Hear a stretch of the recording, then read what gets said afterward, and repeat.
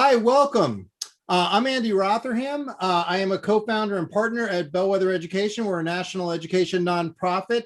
We work across the country. We might be the only education organization that can host a debate like this because we are home to big school choice proponents and big school choice skeptics all work happily side by side at Bellwether. This is a partnership between Bellwether, the Progressive Policy Institute, and their project on reinventing America's schools, and the 74. And I encourage you, if you're not familiar with those organizations, to learn more about the great work that they do. This is a terrific conversation debate we're going to have. Someone has to decide, is a school good? What does that even mean in the education context? And then how do you sort of enforce that? And should that be the public acting through states and school districts? Should that be parents acting unilaterally, or some combination? I don't expect we're going to solve this over the next hour. I mean, if you look back, great thinkers through the ages have generally written essays about sort of what education should look like and who should control it. And that's both the ancients and contemporary thinkers. I don't expect us to solve it here in the next hour, as I said, but I think we will shed some light on some of the modern complexities and trade-offs. And that's because we have a terrific panel here, and they're going to introduce themselves in just a moment. Before they do that, a survey is going to pop up. If you could just indicate what's the group that you most identify with: parent, educator, funder, journalist, advocate, policymaker, just to help us get a sense of who is here. And I'll show the results on that in just a minute. And while we're doing that, I'm going to have the speakers, on the basic assumption that they know themselves better than I know them, I'm going to have them introduce themselves and talk a little, very, very briefly just about the perspective that they bring to that. And I think we'll start. Maggie, why don't we start with you? We'll do you and Katherine, and then Derrell and David. Sure, thanks. Thanks for having me. My name is Maggie Garrett. I am the Vice President of Public Policy at Americans United for Separation of Church and State. I'm also the co-chair of the National Coalition for Public Education, or NCPE. We are a coalition of more than 50 national organizations. We all come from very different backgrounds and have very different goals in our everyday work, but we all agree that public school money, or public money, should go to public schools and not to private school vouchers. And so that's pretty much where I stand. Great, Katherine. I am Katherine Mangu-Ward. I'm editor-in-chief of Reason magazine, which is the magazine of free minds and free markets. Before I was editor-in-chief, education was one of my beats, and I'm delighted to be here to talk about the role that private accountability and choice can play in improving schools. Also, as my mug indicates, I am the best mom. Terrific. And if you don't read Reason, I encourage you to. They actually cover education debates quite a bit. And if it's not on your sort of regular reading list, it should be. Derrell. Hi, everybody. I'd like to thank Bellwether, the 74, and PPI for having me. I'm Derrell Bradford. I'm the Executive Vice President at 50CAN, which is a network of local, state-based advocacy campaigns working to improve education policy across the country. I used to run our New York campaign, and now I work on our national team. I'm a hardcore school choicer, but I think I'm kind of like a centrist almost in this distribution. And I don't have a mug, but I do have a thermos that virtue signals for me.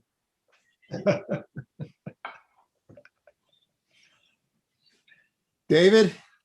I'm David Osborne. I'm with the Progressive Policy Institute, and I have spent most of my career researching and writing about how to drag our public institutions, including public schools, into the 21st century and improve their performance. So it's great to be here, Andy. Thanks for moderating this and partnering on it. Terrific. Okay, can we quickly show those survey results so people can get a sense on who's here? So we got a lot of advocates, some policymakers, educators, and parents, although that may just not be the one. I suspect Katherine's not the only one with a mug. There may be more parents here. I know I'm one. All right, terrific. We're going to do one more survey. I'm not going to show the results right now, but we're going to do a baseline sort of on the question we're discussing. And then at the end, we'll do a post survey and see whichever panelists changed your minds the most. We'll send them some Omaha steaks or something. So go ahead and take a look right here. Who do you think, as an audience member, of these three choices should hold schools accountable for performance? And while you're answering that, let's go ahead and get the conversation started. Katherine, I'm going to start with you because you're sort of on the leading edge of the direction policy is moving, which it's hard to miss over the last few years. And we'll talk more about this. There's just, state after state in different ways is expanding choice options, including private school choice and scholarships and so forth. So that's the leading edge in terms of the direction things are going. So why should that be the leading edge? Make the case. Why is that the best way to figure out this really hard question of like, is a school good and who should decide? Yeah, I mean, I think, Andy, you're right that this is a long-standing trend, that we are really moving in the direction of trying to give more agency to families and parents. That makes a lot of sense to me because those are the people who have the most at stake in any individual kid's education, but also in their local communities. And so I think there is this broader trend, but I would say, the elephant in the room here, and something that we're certainly going to talk about, is what has happened in the last year, especially with public schools. And I think that it is really, really hard, and I will be interested to hear what my co-panelists have to say. I think it's really, really hard to defend the idea that public accountability is working well for kids in this last year. This has been a brutal year for everyone. And so I don't want to say that, this should have been easy. How come they couldn't solve this right away? It was a tough year. At the same time, my kids and so many other people's kids were completely out of school for an entire year. And I think that is, in many cases, because of the way that our public accountability mechanisms are built and the ways in which they are broken. So I want to talk about how we capitalize on a lot of parents being forced to take ownership of their kids' education this year. Maybe they weren't quite ready to do that. Maybe they didn't quite think this was a role they wanted to take on, but it happened. And now we have some momentum there for parents to really, look for ways to continue shaping their kids' education in the ways that are important to them and having choices when things get back to normal. Terrific. Derrell, what would you add to that? You said as you introduced yourself, you're on the pro school choice side, both this experience of the last year. And I mean, it has been, my kids are on an asynchronous day today and they've been cooking me crepes all morning. So I'm not it's a fattening experience. I'm not sure it's a learning experience. So it has been a hard year. So Derrell, talk about sort of from the perspective of the work you do and what you're seeing, why do you think this is the direction that we should continue to drive? Yeah, so I will try to add something that isn't just comic relief to that strong opener. So I do think there are a couple of things that I do want to talk about the last year, because I think the last year is really important. So one of these questions is just like, choice, right? Choosing schools or the devices that let you do that. It's unique in that it is both a policy and a value, right? And so you can emphasize how you believe people should move and interact through with the world and how they should interact with our institutions. And if that is more important to you, the policy you support looks different, right? You can emphasize choice as a device of accountability, right? Either through exit or through competition. And if you do that, then the kind of policy you support also looks different. So I just want to highlight that, because I think it's, I've frequently had a foot in both camps on this. I'm an assessment guy, have been an assessment guy. Like, I care about data and transparency. I think those things matter. And certainly when we spend money, like as a society, like results matter, right? And you need to find some way to figure that out. That said, I feel like, pre Arnie Duncan's unfortunate press conference where he brought all the suburban soccer moms off of the bench on Common Core, right? Where he was like, these people don't want to know that Johnny isn't doing as well as he's doing. And then it was like, maybe there's too much testing, right? Like sort of in the run up to that, maybe starting to crest with that. And then certainly on through ESSA, what I think we've seen, like on the one hand, from some parents who were frustrated about our accountability regimes, right? Which, like testing, annual results, and all of that stuff, right?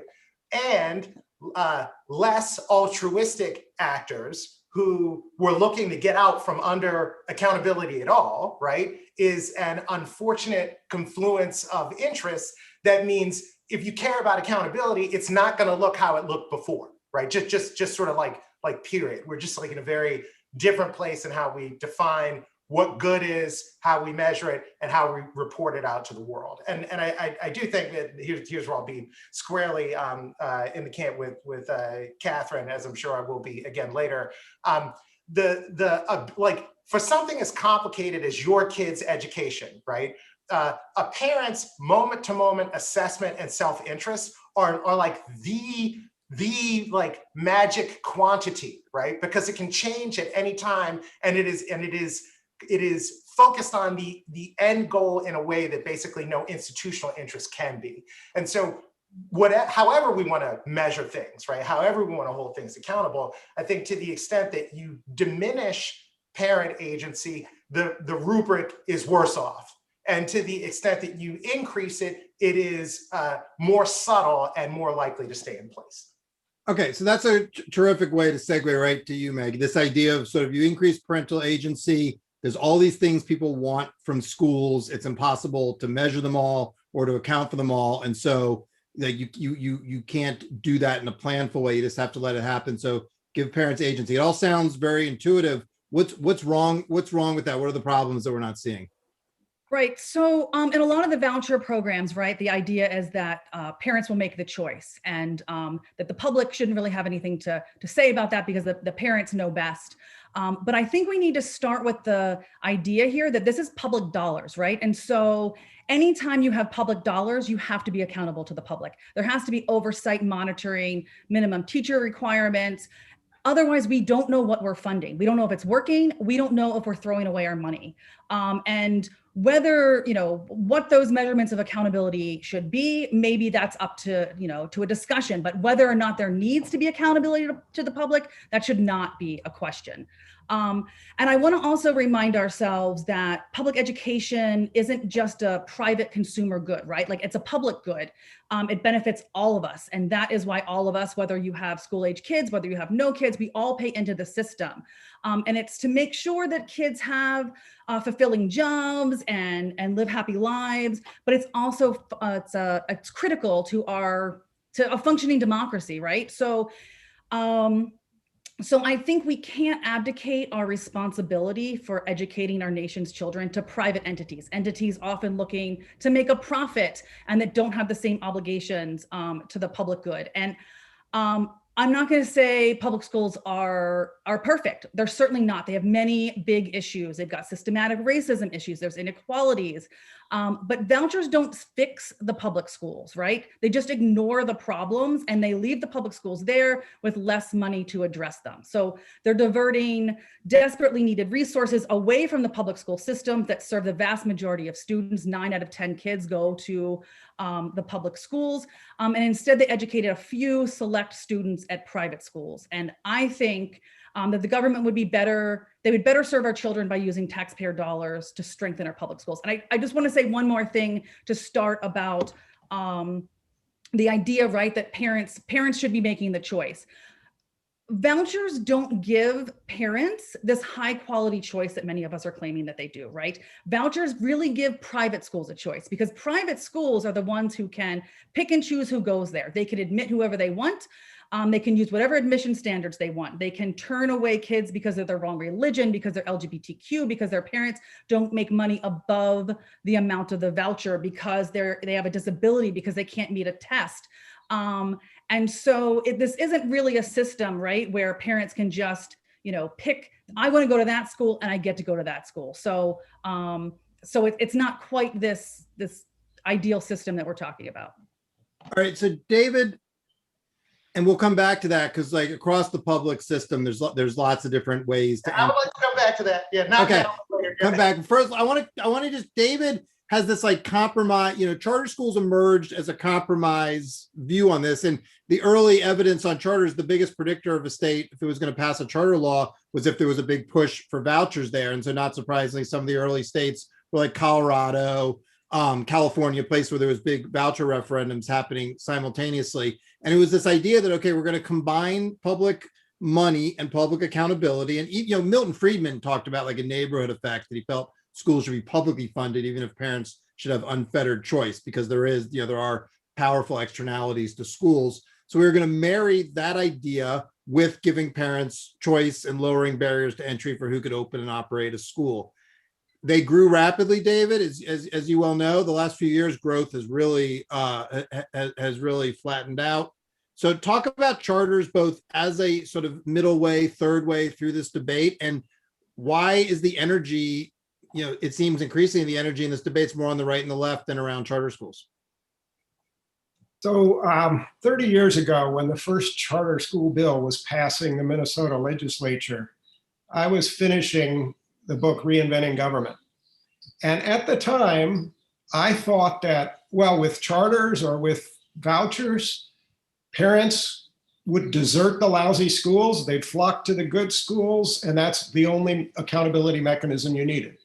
So I was on Katherine's side of this. Let's have as much of a market as we can, although for other reasons, I lean toward a public market for equity reasons, and we can come back to that. But we then proceeded to experiment with that. We have different charter systems around the country, and in some of them, the authorizers who say you get a charter and we'll renew your charter do a good job. And they hold those schools accountable for their performance, and if they're terrible, they close them. But in other places, the authorizers don't do their job, and they don't close failing schools. And what we've discovered in those places is that the parents don't close them either. That there are some parents, whether it's because of low education levels, or they're working 2 or 3 jobs, or they don't speak English, who, as long as the school is safe and warm and nurturing, they're happy. And those schools survive year after year after year. And those kids end up graduating or dropping out, whichever, without the tools for anything but a low skill, low pay job in this economy. We also, as vouchers emerged, in places like Louisiana, you had some lousy private schools started up to get the voucher money. And again, the parents didn't usually close them by deserting them. So I think we've learned through experience the hard way that the public sector has to hold schools that get public money accountable for their performance.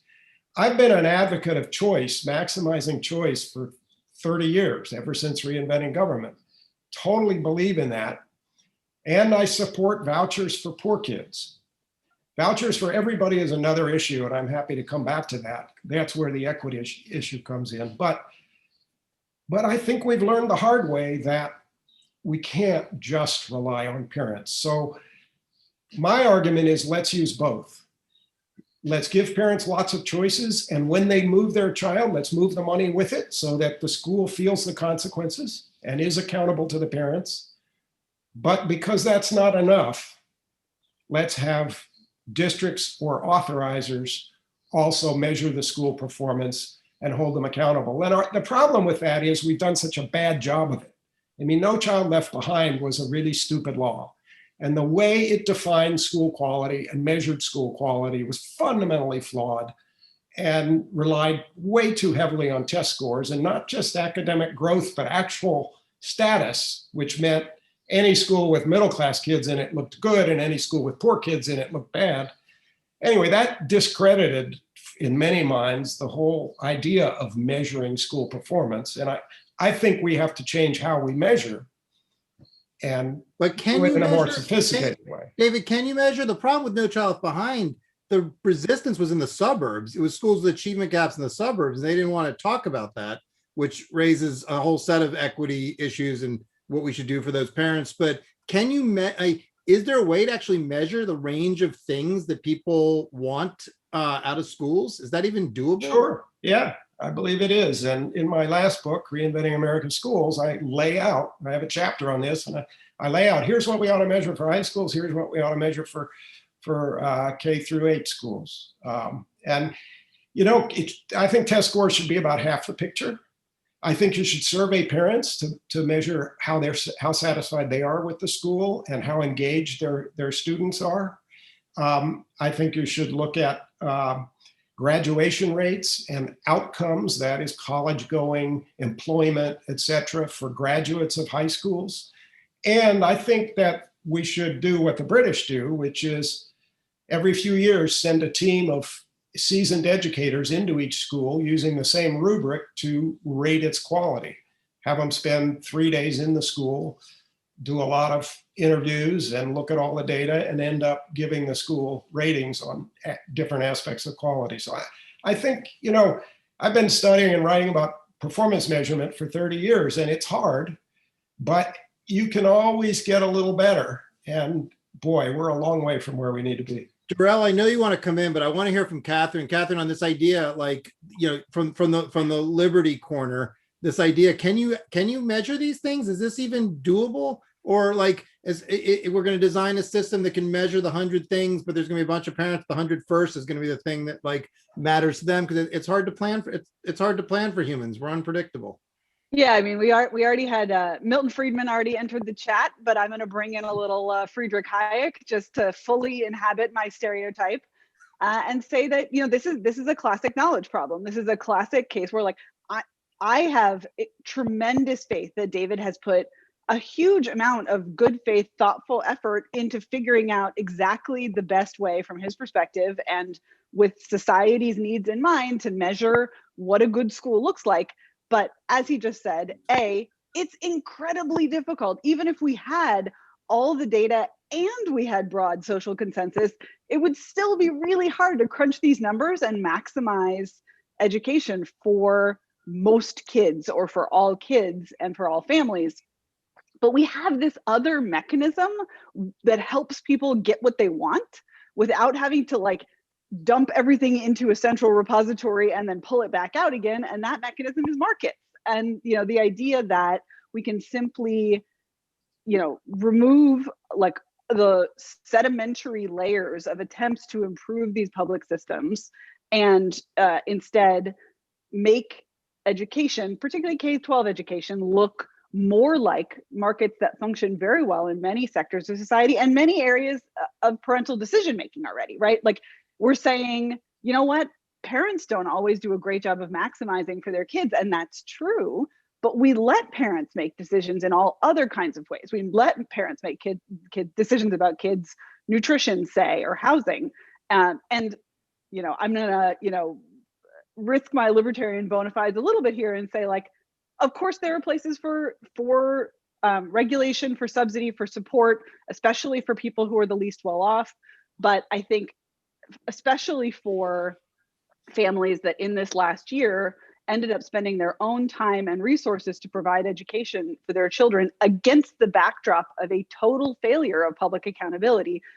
3 million kids disappeared from schools essentially in the last year, disproportionately Black and brown kids, disproportionately unhoused kids. I think that we have genuinely seen that even millions, thousands, maybe millions of people working really hard to create good standards, gather good data, and then try to act on them are still, frankly, failing.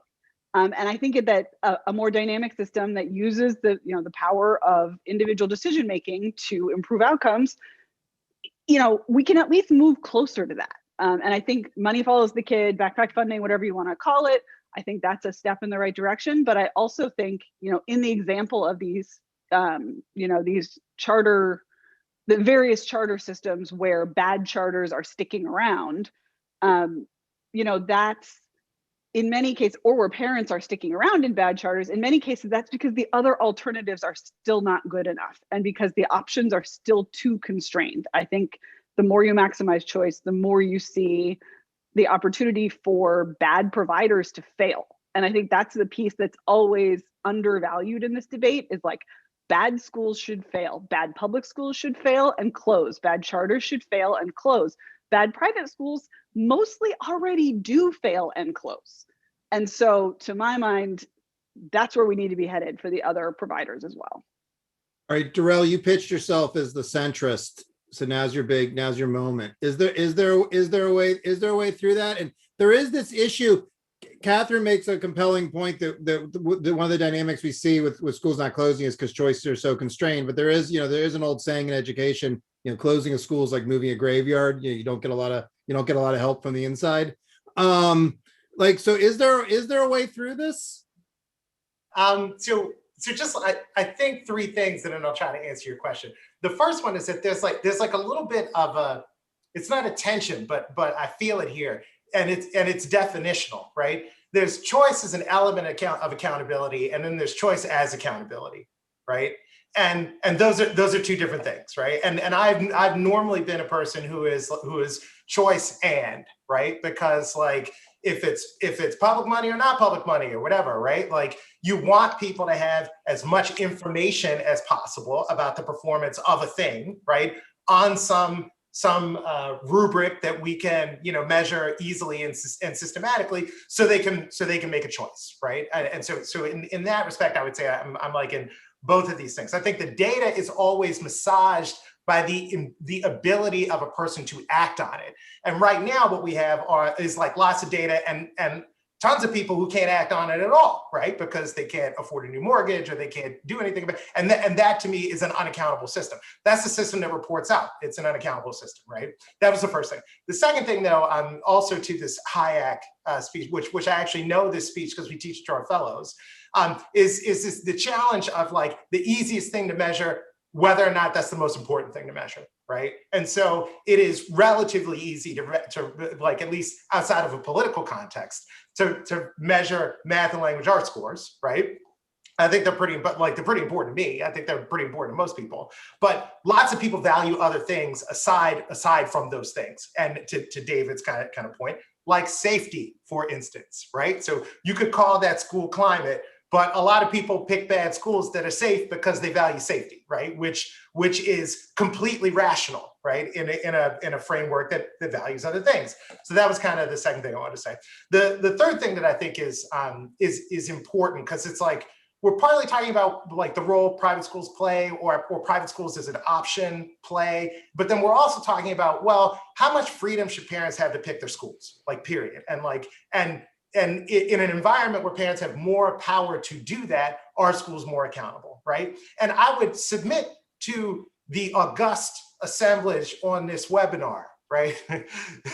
that basically we already have that system. We just have it for rich people, right? Because if you're rich, you signal accountability through the housing market all the time, right? You don't like what you have, you get up, you buy a different house. You go something like, you might buy the nice house and still send your kid to private school, right? There are all kinds of ways that if you are not weighed down by, here comes the racist legacy of housing discrimination and school zones that mirror that, right? There are all kinds of ways you send accountability signals through the system that have nothing to do with test scores, right? And they have all to do with you picking where you want to live so you can go to school. I think it's important to acknowledge that like that's sort of the regular system as we have it, and that there are lots of other people, you know, kind of my people, basically, who live outside of that paradigm and who don't have the ability to navigate the housing market or navigate the influence market in a way that sends accountability signals outside of test scores or whatever, and we don't participate in the upper strata of that exchange. So I just want to lay that out. Can I pop in real quick? Because Yeah, I think like I am like a comically on point personal anecdote here. And so I'm just gonna like very briefly summarize. My kids are currently in our neighborhood zoned public school. Over the last year, we managed to put together a pod and hire like a local after school educator to be our he calls himself our governess, which really adds a whole extra layer of class and gender dynamics to the thing. We had a pod. We were able to hire this person to run education for our kids who were also using online learning tools. Next year, my kids are going to go to private school, in part because I don't want to tolerate the risk, and also because of public accountability next year. And it's a micro school that's a startup, that's an independent school. And also we can move. Like I have school choice. Oh, and we could have gone into a charter lottery this year and had a good chance of some really robust options because I live in Washington, DC. Like I have all of the schools. I personally am living the school choice lifestyle, and it's great and still inadequate.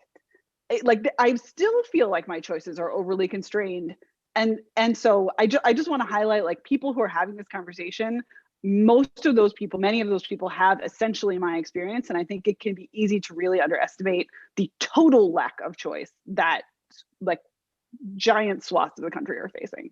Yeah, Maggie, I mean, you mentioned, Maggie, earlier, you mentioned problems with systemic racism, how they manifest themselves in schools. You have this problem in the housing market. And I think everybody on the panel agrees on the terribly problematic history there. So there's sort of two dynamics here. One is how, on one hand, we're going to be, if we're concerned about this, how do we not figure out ways to sort of sever that sort of Gordian knot between where you live and where you send your kids to school? And then sort of second, how do we not deal with like, it's hard to miss the big, and I want to talk more about the politics in a minute, but like the biggest opposition now to giving parents choices is more coming from sort of the elite white progressive left. And so how do we square those circles, both of those in a democratic society? So again, I don't think that vouchers are going to solve this problem, right? So if you look at studies of voucher programs, you look at the studies in Louisiana, you look at other studies, they don't show that they are leading to desegregation. They show that they're adding to more segregation, right? I think we also can't have this conversation without talking about the roots of vouchers, right? So yes, we have lots of systematic racism in our country, in our schools. Let's remember where the voucher system came from. It came from when they were trying to desegregate schools, right? And they decided that they wanted to give vouchers to the white kids to go to private schools so that they could get out of the schools that served everyone else. And so that is the roots of vouchers as well, right? So like we need to talk about that truth as well here. We keep talking about the idea that parents are going to be informed with all of this information and they're going to be able to pick the best schools. But really, voucher schools are giving marketing to these parents, right? We are setting up a system with vouchers that benefit the private schools that don't benefit the parents. They are setting up a maze for these parents to look through where they're not getting all of the information and they're not getting the information that allows them to make the informed choices. And it's, if you look at, there's GAO studies from 2013 that talk about disability vouchers, right? And they talk about how they don't give parents the information to even know that, here's one, 83% of students enrolled in a disability voucher program didn't know that they were the information about their IDEA rights choices, right? So here we are saying like, oh, it's just about parents making these choices and everything will be great and we'll get out of the system that we have. We're not talking about fixing the system that we have. Most of the kids go to these schools and we're not going to change the system. What you're trying to do here, right? Now, I know people are talking about two-tiered systems, but what we're trying to do here is we're trying to create, I'm sorry, I have a dog and if anyone would like to adopt this. It's all good, it's all good. It's all good. Her name is Maple, Lab Rescue. In Everybody the chat, here is pro foster dog. It's fine. I would like to hear the dog's views on school choice. Yeah, exactly. She got very excited earlier. So I put her outside, it started to rain. I so apologize for this. But we also can't have a multi-tiered system, right? We need to pick a system and we need to do it correctly and we need to improve it. And we need to go to the public school system. We need to talk about the inequalities there and we need to fix the inequalities there. Yeah, Even a purely public system though, right, is a tiered system. I mean, there are so many schools that, due to a decade at least of efforts of trying to quantify this, we know are failing the students that they are supposed to be serving and have been doing so for years. And because of the way we do public accountability, we have no way to shutter those schools. We have no way to turn those schools around. Unless they're charter schools. Unless they're charter schools, which is, as on my sort of trajectory of choices would be better. But I also went to a large public school in Alexandria, Virginia, T.C. Williams High School, recently renamed. Not T.C. Williams anymore. Not anymore. But in the of Remember the Titans fame, for those of you who have seen it.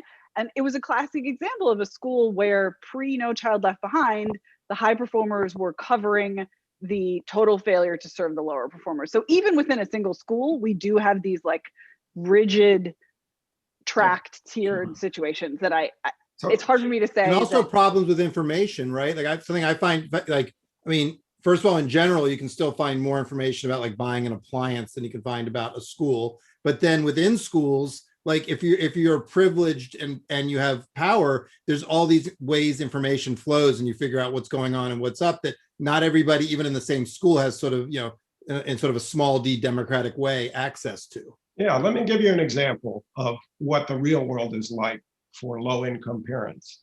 One of my daughters did Teach for America, and she taught for 3 years at a charter school in New Orleans. During the period when it was flipping to all charter, it wasn't all charter yet, but most of the schools were charters, and it was the fastest improving district in the country. But her school was in a very poor neighborhood, 100% African American, and the parents didn't have to choose that school. The facility was awful. None of you would have you would have seen that building, the set of buildings, looked at it and walked away without even talking to anyone. But parents and grandparents, often the parents weren't around and it was the grandparents, were sending their kids to that school. Why? I mean, New Orleans had a full choice system. It had many improving schools because it was geographically closer, and they'd grown up in a system where you just were sent to the school that was closest. They didn't know any different. And maybe they dropped out in 7th or 8th grade, who knows? But that school kept going and would still be open today if the authorizer, that is the elected school board, had not closed it. And that's the real world. Now, the other thing I wanted to address was Andy's question, can we really measure school quality?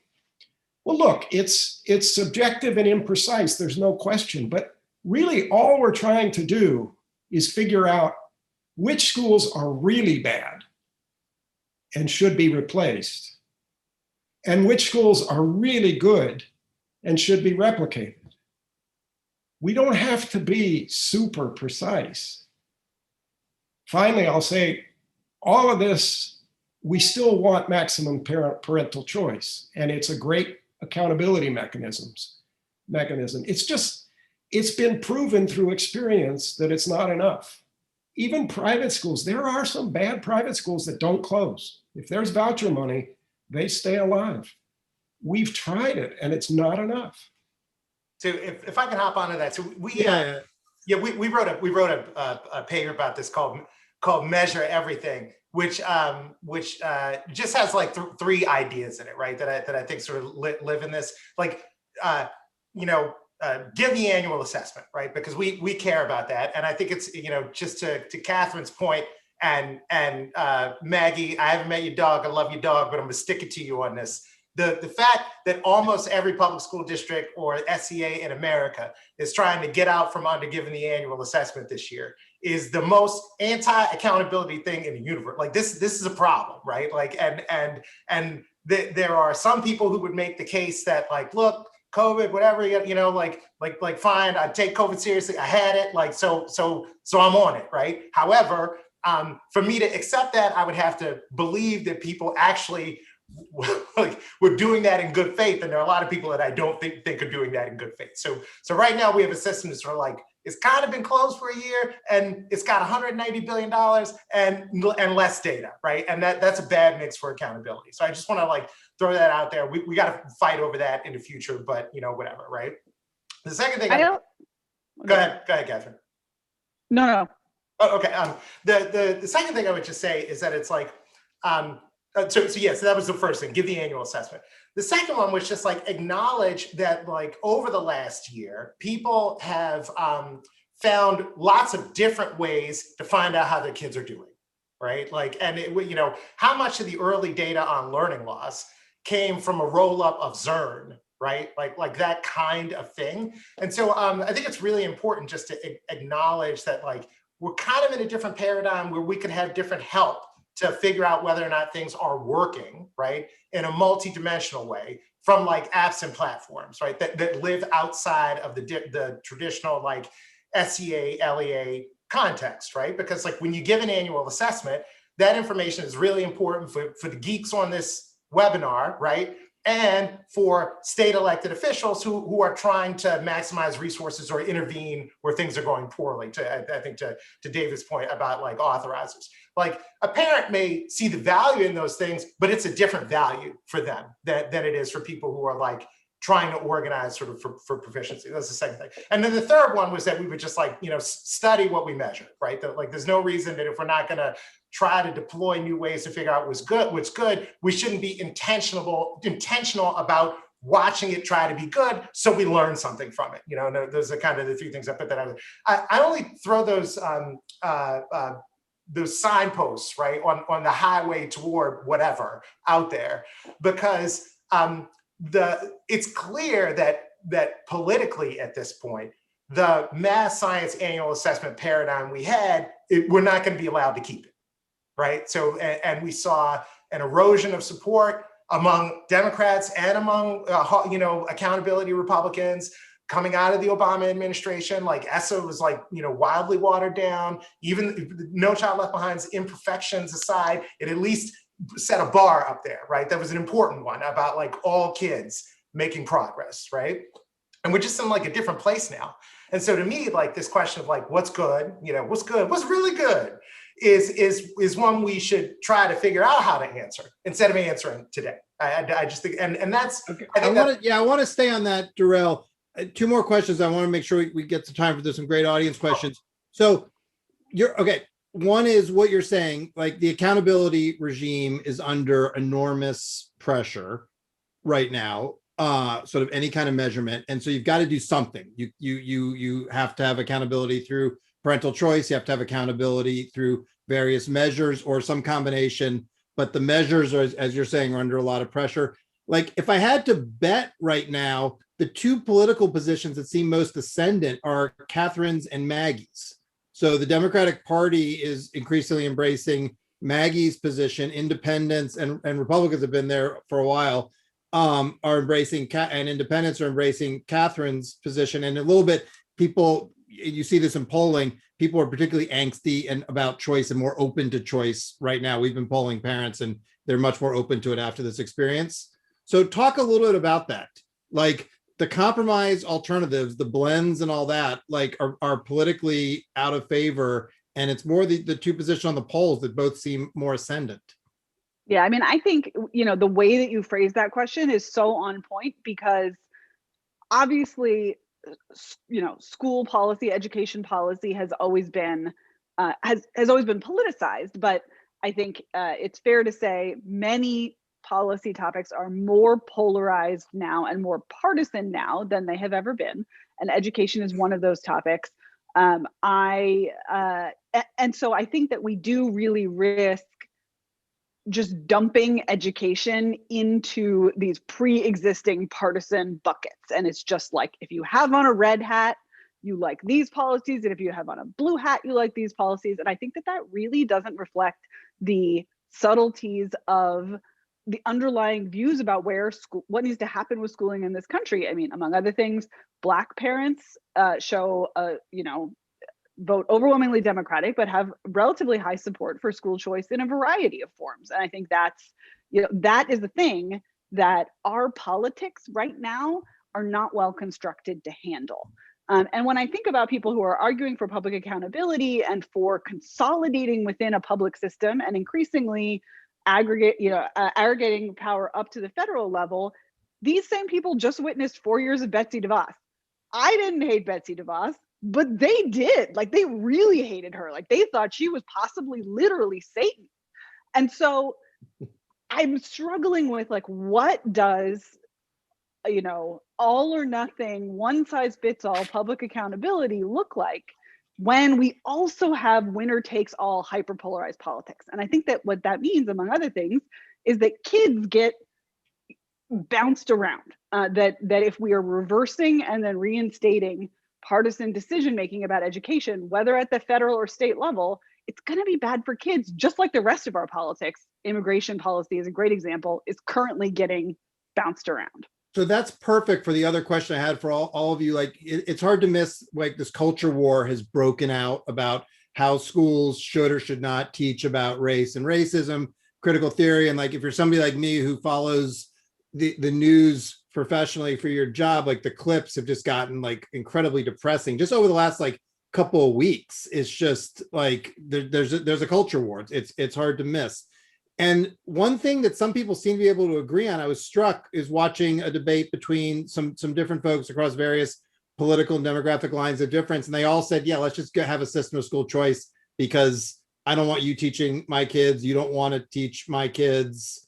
You don't want me to want you to teach my kids. Like, and let's just have school choice because we can all go off to our own corners and do what we want and not fight over this. Is that like a way through this, or is that a complete abdication of our responsibility if we're going to try to live in society together? Can I start? I actually want to, do you mind if I add one comment to the last comment that we're talking about? Actually, let me start here. The majority of kids are going to go to public schools and there's going to be fights about curriculum no matter what, right? Again, 9 out of 10 kids go there. If you have a voucher program, it's not going to be suddenly no kids in the public school system, right? So we're still going to be fighting about it. But in the end, you're going to exacerbate it, exactly what you said. You're not eliminating the problem. We're all going to go to separate schools. We're all going to go to our separate corners. We're all going to learn our own versions of the facts. We're not going to interact with anyone who's different from ourselves. We're not going to have anyone who challenges us. We're not going to appreciate and understand differences in other people. We're not going to learn compassion. We're just going to all go to our corners. And maybe because people are laughing at me shows that maybe people haven't learned their compassion.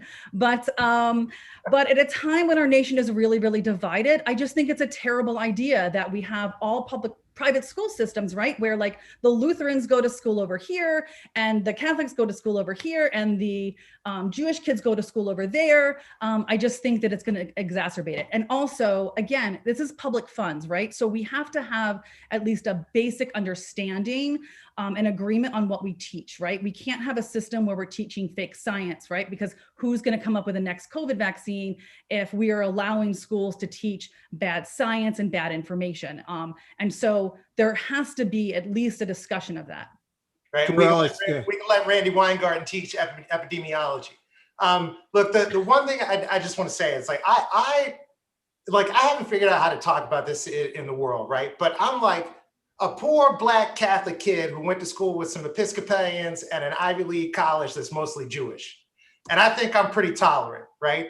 And so I tend to believe that the human, like the better nature of who we are as individuals and the highest aspirations of who we want to be as a country, given where we have been, are only lived out in a diverse system of schooling, right? The less diverse that system of schooling, the more likely we are to get exactly the world I think Maggie does not want, right? And when you can look at a state like Nebraska, for instance, right? I love to pick on Nebraska because Nebraska has no charter schools, right?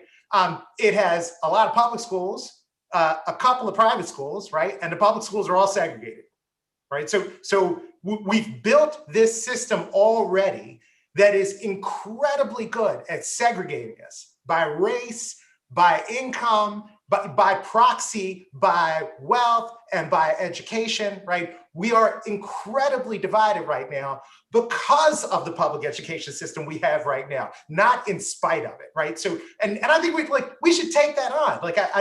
I agree that the divisions are intolerable, right? But I don't think that 8% of the American population going to private school is the thing that is driving that division, right? And maybe that's just like a different, and I know this is supposed to be like an accountability thing, but overall we're talking about like the role of picking schools in society, right?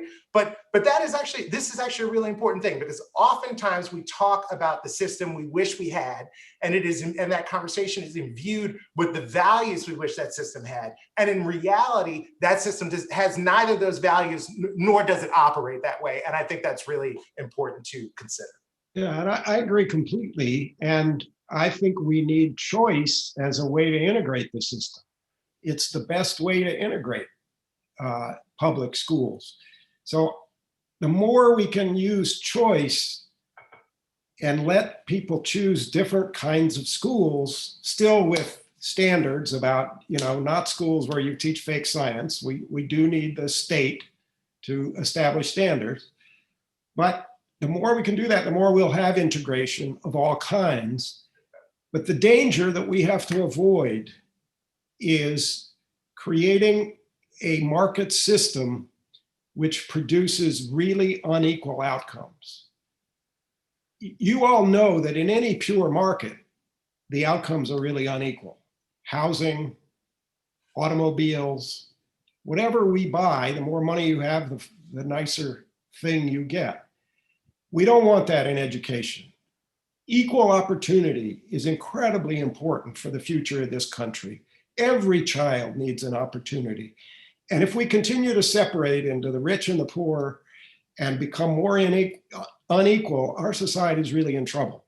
So if we go to a pure voucher system, politically, I'm convinced it's impossible to say to Americans, you get a voucher, but you can't add a dime to it.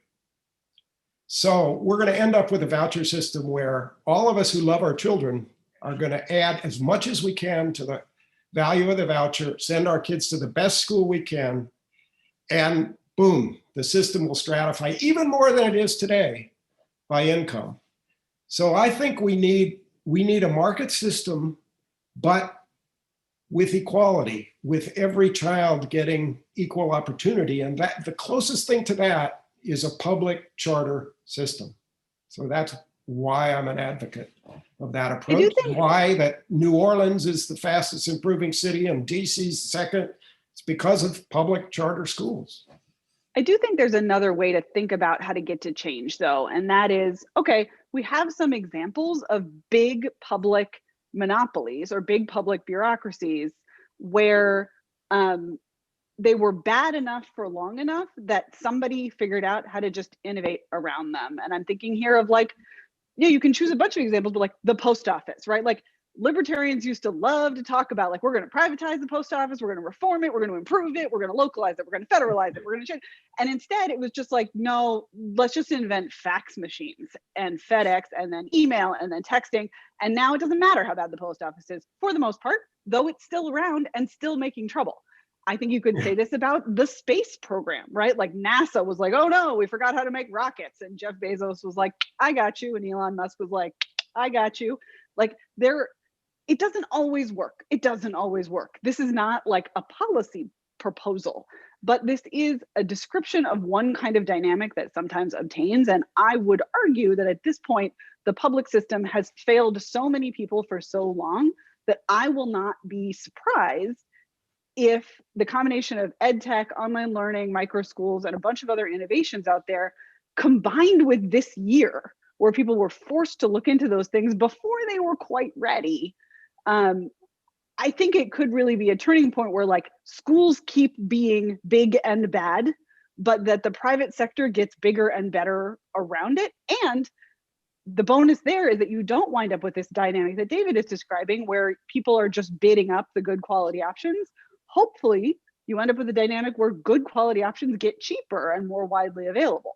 And Katherine, I think we do see that in lots of other sectors too. So yeah, I mean, that's so, and that, like what you just said, like really dovetails earlier with what you're saying about the politics. Do you see those some way through for some sort of like universal service mandate? Because we know, you know, a lot of these innovations, they, you know, if you live in certain places, you're going to get more access to them. That's a fact of life. We have schools in all kinds of communities because we have Americans in all kinds of communities. Is there a compromise there that could bring people together? Do you see where you could have some sort of, you know, various kinds of basically universal service mandates like we do on sort of other public utility oriented things? I mean, I am just always looking for ways to get a big bad public monopoly to behave more like a market. And I'm willing to make compromises along the way, right? So that's why I remain interested in charters. That's why I remain interested in vouchers, even though I would prefer an all private system and think that would be better for parents. I think that, you know, I would like us to help as many kids as possible get access to as diverse and interesting an array of educational options as possible. And I want to be hesitant about hemming that in regulatorily in an effort to help. But I think that there's like this orchard is just like laden with low hanging fruit. And so I'm just looking for ways to like help a couple of kids grab those apples. So Maggie, I want to hear from you because like the way we talk about this, often you hear people talk about like there's a church-state divide, but in fact, like lots of public money flows into parochial schools now for tuition, but also through various kinds of categorical programs. I mean, there's a fair amount of entanglement there and not terrific outcomes. I think everybody would agree from the school system. So like per Katherine's point, the direction she wants to move, she's willing to compromise. Do you think that sort of with some of the energy that's emerging around these other sectors, is there a way to sort of essentially rationalize what's happening now? Or do you think people who are in your camp are going to be more, more of, I guess, more in a no or hell no kind of position on moving at all? How do you handicap those politics? So there's two things I want to say. One, vouchers were supposed to be the innovation, right? That was what's supposed to improve things. But when you look at the studies of the 3 oldest voucher programs in the country, Cleveland, Milwaukee, DC, it shows that they've led to no statistically significant improvements in reading or math. The same is true for Alabama. The same is true for the Florida tuition tax credit. And so this innovation that we're claiming is showing so much success is actually not showing the success that we're claiming. And so that's a real problem. And that I think we need to actually admit the fact that they're not changing the system as we're claiming they are. And so why are we spending all of this money on this program that's supposed to innovate everything, but is not? As far as camps, right, like whether or not people are going to compromise, I think the answer is the reason people are compromising less is because when you start these small programs, right, they just keep getting bigger and bigger and bigger. It's a program for low income kids, and then you sort of raise that, and then you go on. You look at Florida, for instance, like how many vouchers do they have? Now they have statewide vouchers. And so it's always an excuse to start it, and then you make it bigger, and then you make it bigger, and then you make it bigger. And it doesn't matter if it's working or not, right? Because you look at the DC voucher program that was a pilot program for 5 years. It has had 6 different Department of Education studies under different presidents, Republicans and Democrats, and it shows that it's not improving education. It shows that it's actually not improving parental satisfaction, and yet we keep extending it and extending it. And instead of having more accountability, instead of looking at the GAO reports that say that there are accountability problems, what did they do? They said, oh, we're showing no improvement in reading or math. We'll get rid of the study that we're using and make it less rigorous, right? And so, we keep talking about the accountability standards, but when you look at what the voucher programs are doing, they're not saying we'll have some accountability standards. They're getting rid of the accountability standards. Even in Florida, the bill they just passed, the big, massive one, they didn't add accountability even after they've shown all of these problems with the system. They actually made the accountability measures worse. And so I think that's why people aren't going to compromise, because it ends up not being that compromise, right? Like they come back and they keep making it bigger. I would just say two quick things. I know we're up on. One is that all programs that have political context have to work to get bigger, because the bigger program has better politics, right? And one of the reasons why public schools are so powerful politically is because they are everywhere without regard to quality, right? So the size of the program is huge. And charter schools or private schools or voucher schools or whatever you want to call it are all significantly smaller. So I think one of the issues is just an issue of politics. The other one, though, which is sort of lived in this whole conversation, is kind of an issue of class too, right? So like all evaluations of voucher programs, right, and charter schools too, for the most part, David, I don't think I'm talking out of school, are evaluations of poor people. Rich people can make the worst decisions in the world about where to send their kids, public, private, charter, or otherwise, and nobody seems to want to study that very closely at all. So I do think there is an, I'm not saying we shouldn't study these things, right? I am saying that like what the hurdle for success seems to be much higher the lower income the people are. And that is just an interesting set of lenses to view this conversation through. Yeah, that's a good way, I think, to tie those together. I want to come back to the surveys in a sec. Like the school choice, the evidence on achievement in terms of math and reading is mixed. The evidence on parent satisfaction, parents tend to be pretty satisfied. And I think what we fundamentally have here in some ways, the values, some people are going to value that. They're going to weight that substantially more heavy. Derrell, you're probably right. There's a class overlay on that than others. And I think people also just weight how they perceive how the system should work in society. So I thought it was interesting, as Maggie said, the voucher programs are getting bigger and bigger, as that presenting that as that's a horror show. Catherine's smiling because that means the system's moving in the direction. And I mean, that's fundamentally, that's a values thing. And that's, I think one of the things that makes this conversation so tricky is that's ultimately what we're talking about. These are about, schools. People are always like, we got to get the politics out of schools. And that's like, impossible. That's like the whole reason we have schools. Like and so you have to, and you're always going to have that. These are fundamental value political questions. Let's quickly, before I thank the panelists and thank the audience. Okay, so this is the pre-poll. So this is what everybody said. So people, people were like the both, and 11 and 13% on states and school districts or choice. What's the post poll, Sloan? Oh, we're getting kept in suspense. There we go. Okay, so now we're going to take the post poll. Audience, you can still answer the same questions. And while we're answering that, I want to thank the panelists for all your time, your thoughts, your engagement. Really appreciate all four of you for making yourselves available. And I want to thank the audience for coming. I hope people could see in the chat, there was a lot of stuff getting shared in the chat. And I guess Catherine's going to get the Omaha Steaks because people moved. Team A jumped to Team C. It's what it looks like. So we did have some movement. So thank you. This video will be available. You'll be able to see on the 74 on Facebook, the Reinventing America School site, and we'll make sure to link to it from Bellwether. Thank you all very much. Appreciate it. Thank you for having me. Thank you.